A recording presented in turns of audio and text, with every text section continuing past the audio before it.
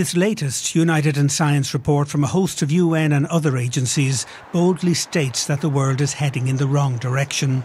Just this summer we've seen incredible heat waves in Europe, colossal floods in Pakistan, prolonged droughts in China, the Horn of Africa and the United States. The UN says there is nothing natural about the new scale of these disasters, going from bad to worse and breaking records with ever-alarming frequency. The current fossil fuel free-for-all must end now. It is a recipe for permanent climate chaos and suffering. Today, I urge leaders to heed the facts of this alarming report. We must unite behind the science. We must turn pledges into action now.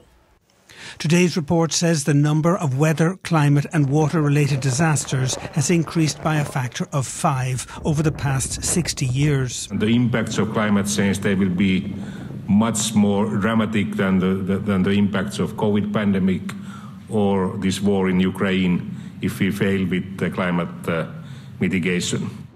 By 2050, more than 1.6 billion people living in cities will be regularly exposed to 3-month average temperatures of at least 35 degrees Celsius, which will exacerbate socio-economic challenges and inequalities. There needs to be an urgent focus on ending our reliance on dirty, expensive fossil fuels as soon as possible.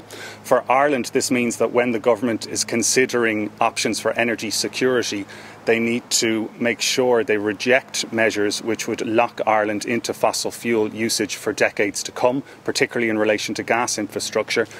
To give some indication about just how far off the world is in terms of climate action right now, today's report highlights that national pledges to reduce greenhouse gas emissions would have to be increased 7-fold if we're to keep global warming to below 1.5 degrees Celsius, as is promised in the Paris Accord. George Lee, RTE News.